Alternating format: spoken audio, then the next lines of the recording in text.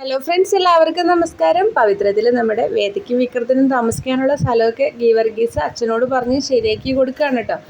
അങ്ങനെ അവരെ ആ വീട്ടിലാക്കിയിട്ട് ഗീവർഗീസ് ഇറങ്ങാൻ നേരത്ത് പറയുന്നുണ്ട്, നിങ്ങളെക്കുറിച്ച് ഏകദേശം കാര്യങ്ങളൊക്കെ എന്നോട് സജി പറഞ്ഞിട്ടുണ്ട്.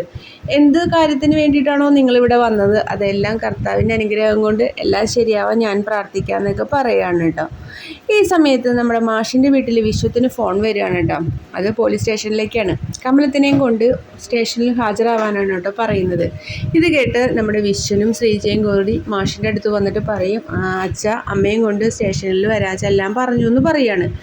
അങ്ങനെ മാഷ് കമലത്തെയും കൊണ്ട് സ്റ്റേഷനിലേക്ക് പോവാണ്. അപ്പോൾ സ്റ്റേഷനിൽ എത്തിക്കഴിഞ്ഞപ്പോൾ കമലം പറയുന്നുണ്ട്, മാഷ് എനിക്ക് ആകെ ടെൻഷനാവണു, പേടിയാവണം എന്നൊക്കെ പറയാട്ടോ. അപ്പോൾ മാഷ് പറയുന്നുണ്ട്, നീ പേടിക്കൊന്നും വേണ്ട, നിനക്കറിയാവുന്ന കാര്യങ്ങൾ മാത്രം പറഞ്ഞാൽ മതി എന്നൊക്കെ പറയാണ്. ആ സമയത്ത് SI വന്നിട്ട് കാര്യങ്ങളൊക്കെ ചോദിക്കുകയാണ്. അപ്പോൾ SI പറയും, ഇങ്ങനെയൊന്നും ചോദിച്ചാൽ പറയില്ല എന്ന് എനിക്കറിയാം, ചോദിക്കേണ്ട രീതിയിൽ ചോദിക്കണമെന്ന് എനിക്കറിയാമെന്ന് പറയുകയാണ്. ഒരു വനിതാ കോൺസ്റ്റബിളിനെ അപ്പം തന്നെ വിളിച്ച് കമലത്തിനെ ആ കോൺസ്റ്റബിളിൻ്റെ കൂടെ അകത്തേക്ക് വിടുകയാണ് കേട്ടോ. അപ്പോൾ കമലം പേടിച്ചിട്ടാണ് പോകുന്നത്. മാഷാണി ആകെ ടെൻഷൻ അടിച്ച് വെളിയിൽ നിൽക്കുകയാണ്. ഈ സമയത്താണ് നമ്മുടെ MLA വാസവൻ്റെ വരവ് കേട്ടോ. അപ്പോൾ മാഷിനെ അവിടെ ഇരിക്കുന്ന കാണുന്നുണ്ട്. എന്തായാലും നമ്മുടെ കമലത്തിനെ മാഷിനെയും വാസവൻ അവിടെ നിന്ന് രക്ഷിച്ച് കൊണ്ടുപോകുന്നതിന് നമുക്ക് വിചാരിക്കാം.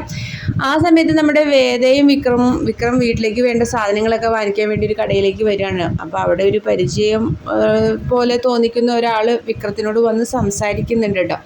എന്തായാലും നമുക്ക് കാത്തിരുന്ന് കാണാം നമ്മുടെ വേദിയുടെയും വിക്രത്തിൻ്റെയും വിശേഷവും, അതുപോലെ വാസ്തവൻ എന്താക്കുമെന്നുള്ള ഇതും. അപ്പോൾ നമ്മുടെ വീഡിയോ ഇഷ്ടമെങ്കിൽ ലൈക്ക് ചെയ്യാനും ഷെയർ ചെയ്യാനും സബ്സ്ക്രൈബ് ചെയ്യാനും മറക്കല്ലേ.